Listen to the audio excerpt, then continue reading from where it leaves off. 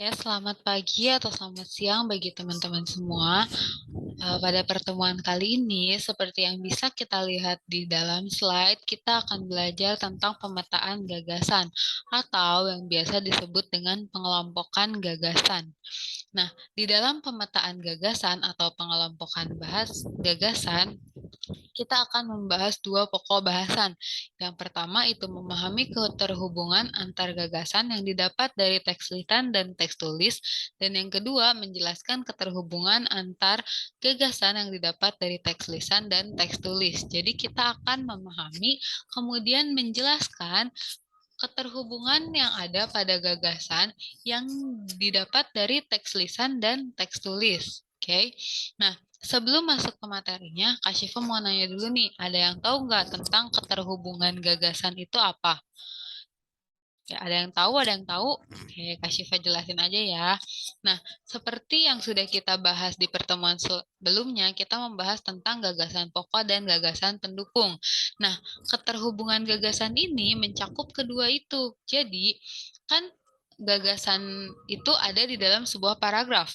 Paragraf itu tersusun dari beberapa kalimat, di mana di dalam kalimatnya itu ada gagasan pokok dan gagasan pendukung.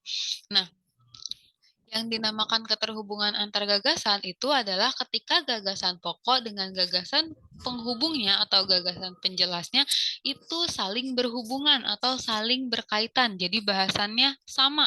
Nah, itu yang disebut dengan keterhubungan gagasan. Ada yang mau ditanyakan? Oke, kalau tidak ada, kita lanjut. Apa sih manfaat dari kita mempelajari tentang keterhubungan antar gagasan? Manfaatnya itu yaitu kita dapat mengetahui isi bacaan. Jadi kita nggak semesta hanya membaca aja, tapi kita juga akan mengetahui isi bacaannya. Oke. Nah, setelah ini kita akan masuk ke hubungan gagasan dalam teks lisan. Nah, di dalam teks lisan ini Kak Syifa akan memberikan sebuah percakapan dari dua orang di mana teman-teman harus dengan teliti dan seksama mendengarkan percakapan ini. Percakapan ini terdiri dari dua orang, yaitu orang yang bernama Tasya dan Ajeng. Oke, siap? Mohon didengarkan dengan baik-baik ya. Hai Ajeng. Oke, Oke, kita mulai untuk percakapannya ya. Hai Ajeng, kamu sedang apa? Aku sedang membaca buku tentang kesenian Reok Ponorogo loh, Tasya. Hah? Reok Ponorogo? Kesenian apa dan dari mana itu? Reok Ponorogo itu merupakan kesenian tari dari Ponorogo, Jawa Timur loh. Tarian ini dipentaskan dalam beberapa peristiwa besar, seperti pernikahan, hitanan, dan peristiwa-peristiwa hari besar yang lainnya. Oh gitu. Apakah kamu pernah melihat pertunjukan ini secara langsung? Oh, sudah dong. Saat aku berkunjung ke rumah pamanku, tarian ini dipentaskan oleh 6 sampai 8 orang laki-laki dengan menggunakan pakaian serba hitam loh, Tasya. Wow, apakah kamu tahu maksud dari penari-penari itu, Ajeng? Tahu sih, setauku penari-penari tersebut menggambarkan sesosok singa yang pemberani. Selain itu juga ada ada penari yang menaiki kuda lumping loh, Tasya. Oh, begitu. Terus ada apa lagi ya, Jeng? Aku mau tahu dong. Oke. Ada juga penari yang menggunakan topeng singa besar dan menggunakan mahkota yang terbuat dari, kalau nggak salah mahkotanya terbuat dari bulu merak. Dan berat topengnya bisa mencapai 50 sampai 60 kilo loh, Tasya. Coba bayangin, topeng seberat itu akan dibawa oleh penari-penarinya hanya menggunakan gigi loh. Hah? Masa?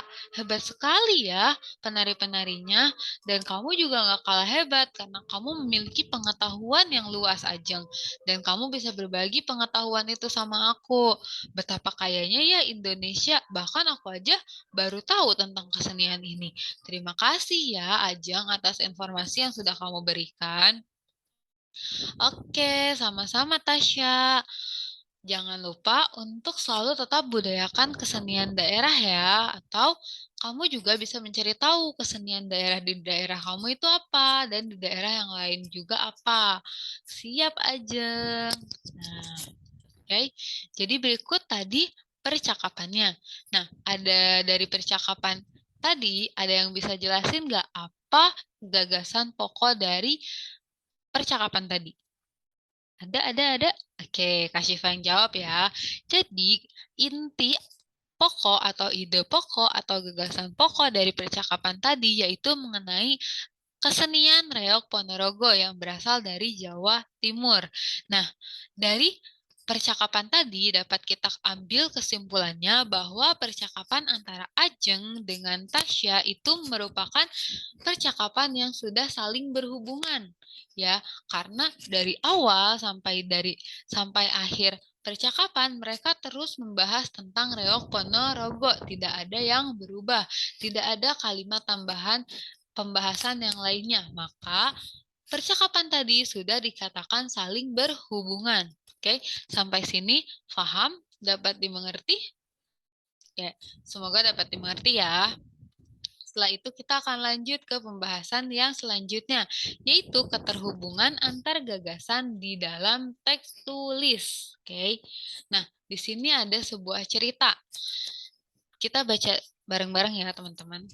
Nina dan teman-teman sekelasnya gembira karena akan berkunjung ke tempat produksi angklung.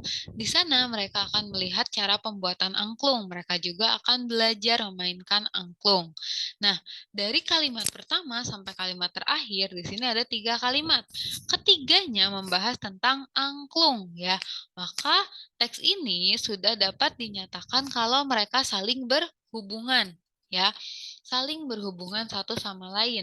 Nah, tinggal kita tentukan mana ide pokoknya. Nah, ide pokoknya itu pasti ada di kalimat yang pertama, yaitu menceritakan tentang Nina dan teman sekelasnya yang akan berkunjung ke tempat produksi angklung.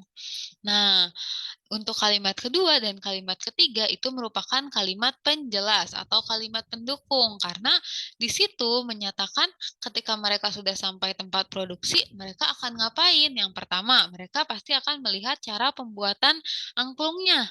Yang kedua, mereka juga nantinya akan belajar dengan memainkan angklung. Oke, sampai sini semoga dapat dipahami ya. Nah, kalimat terakhir yaitu ada kalimat acak.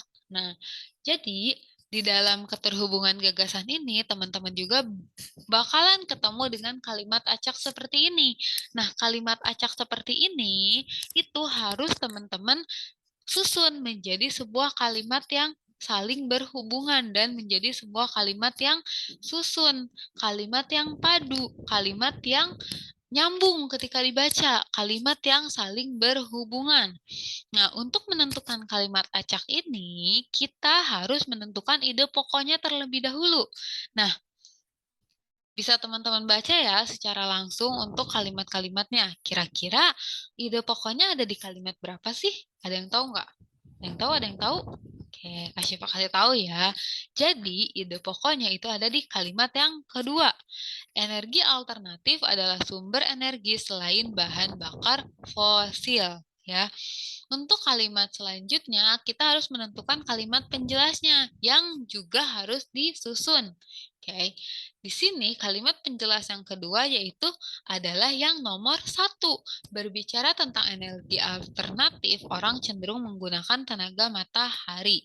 Paragraf kedua dan kalimat ke satu sudah pasti saling berhubungan karena mereka sama-sama membicarakan tentang energi alternatif. Oke, kalimat selanjutnya ada di nomor 4. Tak heran banyak teknologi berkembang menggunakan tenaga ini. Yang ketiga, namun teknologi ini biasanya biaya pemasangannya lebih besar daripada uang yang dihemat. Oke, jadi urutannya 2, 1, 4, kemudian 3 ya. Itu akan menjadi sebuah paragraf yang padu yang saling berhubungan. Oke. Sampai sini semoga dapat dimengerti dan apabila ada yang ingin ditanyakan bisa langsung menghubungi Kak Syifa. Oke, terima kasih.